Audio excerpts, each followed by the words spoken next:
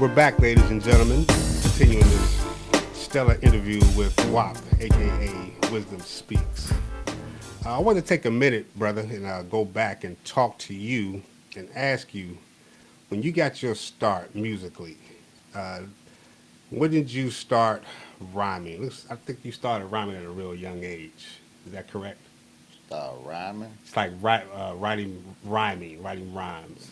Nah, I was producing like like go-go songs or grooves, we called them back then. Go-go grooves off of stuff that was on television, jingles like Klondike bar commercials and stuff like that. Okay. So were you Uh, playing in any bands, go-go bands? What's some of the go-go bands you played with when you was Back then young? it was PC Groovers, and then we merged with Class Band. And I played with Hot Cold Sweat Band, a lot of local DC bands. Hot Cold Sweat Band. I played with EU, Experience Unlimited. Um, I played with Air Raid Okay. for a short stint, the second Air Raid, not the original Air Raid. And uh, What that's time? about What, it. what time? What time period was this? I don't even remember. This was probably like the 80s, Like late like late '80s. late 80s, something like Okay. that, like late early 80s, Early '80s. late 80s, yeah, Okay. early to late 80s. Okay. Okay. All right. So that. What instrument did you play? By the way, Hmm. what instrument? What was your instrument of the choice back then? I originally played the congos, and then they needed a horn player, and we had some horns in the shed, um, and I learned how to play the saxophone because it was a necessity for a horn player. So I got off the congos and played sax, and then I just kept playing the sax and all that Was type of that shit. tenor sax, Tenor, alto? yeah, tenor. Okay. I, uh, I'm familiar with tenor sax. I'm not a big Hmm. fan of alto. You know, yeah, I tenor had. stopped playing on alto though, but Did I you? ain't like that jump. Yeah, alto. Tenor, Jump tenor, was crazy. tenor, tenor's the one. Yeah. So you said you were writing jingles and using TV commercials. Was Yeah, that I ain't kind of know it was producing back then though. I ain't know I was really producing back then because nobody really knew the business back then. If somebody could identify and say, "Oh man, that's a hit record you just produced right there," it would have been like, "Damn!" Or if we would have went in the studio and recorded the record or something like that, because everybody loved the record. Um, yeah, but it was Klondike Bar. We called it Klondike Bar. that's Yeah. that's Hmm. all right. That's all right. Hmm. So from there, like, how did that progress into?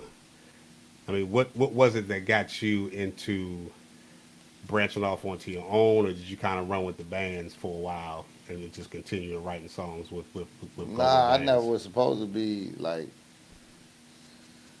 I mean, it was just fun. Me and my horn partner, we used to write horn lines and words and hooks and all that type of stuff. And then, you know, uh, we didn't know it was producing records. We ain't know that.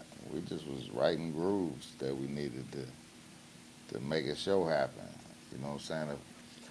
If we'd have had that business guidance and stuff like that back then, you know what I'm saying, the knowledge that it took to make good business decisions and stuff like that, we probably would have been in a whole different like place. You know what I'm saying? So were you guys kind of self do it yourself management?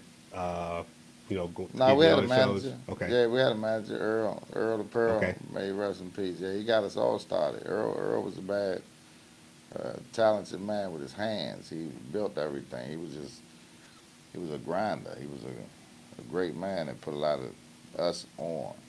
great. Like he had sound systems and stuff. He taught us a lot. He taught us. He got us in the game. Yeah. Okay, so started out with a decent musical background, learning musicality before you got into the writing and the.